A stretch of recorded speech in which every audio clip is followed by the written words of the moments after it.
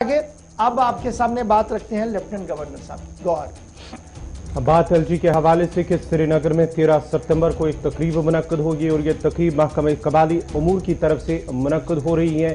Forest right act के तहत जो मुस्तहकीन है उनको इनका जो ज़मीन है वो कागजात दिए जाएंगे और साथ ही साथ जो सभी अजला हैं तकरीबन जम्मू कश्मीर के जो 10 अजला इनकी 20 शुरका जो है वो इसमें मीटिंग में शामिल हो गए, इस तकरीब में शामिल हो गए और उनमें जो मुस्तहकीन है उनके हवाले ये कागजात किए जाएंगे। महकमे कबाली उमूर की तरफ जो फॉरेस्ट राइट्स एक्ट के तहत उन मुस्तहकीन है उन्हें ये कागजात दिए जाएंगे। एलजी की जानिब से बाज़ाब्ता तौर पर 13 सितंबर को यानी कि परसों ये तकरीब मुनक्कद होगी और वहां पर एलजी की सदारत में तकरीब सूबा कश्मीर से ताल्लुक रखने वाले फिलहाल लोगों को चुना गया है और 13 तारीख को डेडलाइन दे दी गई है कि जिस दिन फॉरेस्ट राइट एक्ट के तहत कागजात जो हैं मालिकाना हकूक के वो सौंपे जाएंगे लोगों को।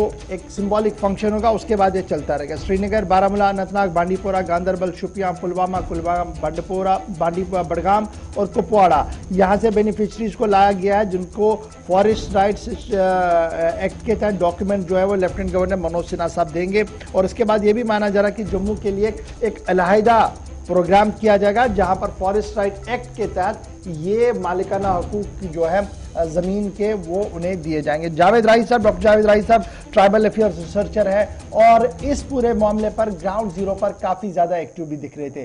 जावेद साहब बहुत शुक्रिया आज ज्वाइन करने के लिए। डॉक्टर साहब ये बताइएगा क्या जो जद्दोजहद थी रंग लाई है अब आहिस्ता आहिस्ता करके, क्योंकि अब सरकारी तौर पर 13 तारीख को तकरीब श्रीनगर के अंदर मुनक्किद होनी है, इस तरीके की खबर हमारे पास है और कबायली अमूर की वजारत की तरफ से बाज़ाब्ता तौर पर यह कहा जा रहा है कि पहले मरहले में ये जो जनाब डॉक्यूमेंट्स हैं वो सौंपे जाएंगे और उसके बाद ये मामला चलता रहेगा। क्या मैं ये मानूं कि जो खाका खींचा गया था मरकज से लेकर जम्मू कश्मीर इंतजामिया ने वो कहीं ना कहीं पूरा हो गया अब और उसका इम्प्लीमेंटेशन का वक्त आ गया है?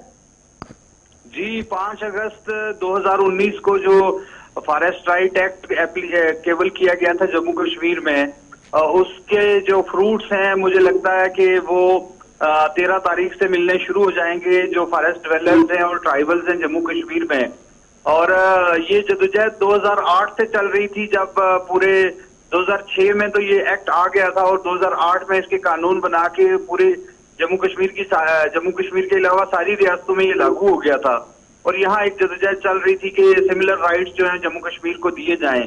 तो उसमें मैं समझता हूँ कि इस वक्त जो ये सिलसिले में तकरीब की जा रही है और हकूक को तस्लीम किया जा रहा है, इसमें खास तौर के ऊपर ट्राइबल लोगों में बड़ी खुशी है और खासकर लोग जो हैं वो लेफ्टिनेंट गवर्नर मनोज सिन्हा जी के और चीफ सेक्रेटरी साहब अरुण मेहता जी के, एडमिनिस्ट्रेटिव सेक्रेटरी जो हैं फॉरेस्ट के संजीव वर्मा जी और administrative secretary tribal affair doctor Shahid Iqbal के शुक्रगुजार हैं कि उन्होंने मुश्किलों के बावजूद और कोरोना के बावजूद और इतनी परेशानियों के बावजूद ये सिलसिला जो है शुरुआत कर ली है। इसके तहत 2 तरह के राइट्स मिल जाएंगे, एक इंडिविजुअल राइट्स और कम्युनिटी राइट्स। इंडिविजुअल राइट्स और कम्युनिटी राइट्स में कुल मिला के मैं बताऊंगा कि जंगल की जमीन को इस्तेमाल करने के हकूक हैं। ये रिकग्निशन ऑफ ट्राइबल राइट्स है ऑन फॉरेस्ट लैंड, कि वो जो लोग पहले से बैठे हुए हैं उनके हकूक को तस्लीम किया गया है कि वाकई ये लोग जंगल को इस्तेमाल करते हैं, इसकी जमीन को इस्तेमाल करते हैं, इस पे खेती बाड़ी करते हैं, इस पे घास चराई करते हैं, इस पे इनका माल मवेशी जाता है गर्मियों में ऊपर की तरफ और सर्दियों में नीचे की तरफ, और ये इलाके इनसे बिलोंग करते हैं। इनको तस्लीम किया गया है और फॉरेस्ट डिपार्टमेंट के साथ साथ अब ट्राइबल भी फॉरेस्ट की लैंड पे बराबर के हकूक रखते हैं और उनके हकूक को तस्लीम किया गया है। ये बहुत खुशाइन कदम है।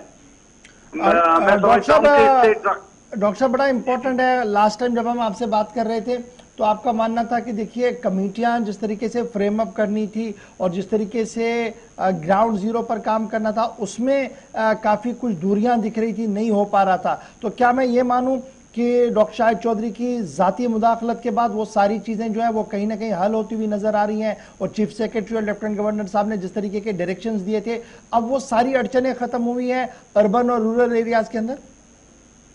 Exactly sir, doctor Shahid Iqbal साहब क्योंकि ट्राइबल लोगों की मुश्किलात को जानते हैं और ग्राउंड पर रहने वाले आदमी, इनको तो सारी डायमेंशंस का पता है। मोर ओवर संजीव वर्मा जी जो फॉरेस्ट के एडमिनिस्ट्रेटिव सेक्रेटरी हैं, वो भी क्योंकि जम्मू कश्मीर के हैं और इनको इन सब ट्राइब्स के बारे में पता है। और लेफ्टिनेंट गवर्नर साहब ने कहा कि भाई टाइम बाउंड पे करो इसको ना, और चीफ सेक्रेटरी साहब ने इसमें मुदाखलत की और बाकायदा से ये मतलब एक्सपीडाइट करवाया। मैं समझता हूँ कि ये एक बड़ा कदम है। अगर से कुछ गैप्स हैं, जैसे मतलब एसटी सर्टिफिकेट चाहिए और लोगों के पास, जो लोग फॉरेस्ट में रहते हैं उनकी एसटी सर्टिफिकेट नहीं बनती है और उस वजह से कुछ दिक्कतें हैं। कुछ लोग ट्राइबल हैं, उनके पास कागज नहीं है, उसकी वजह से दिक्कतें हैं।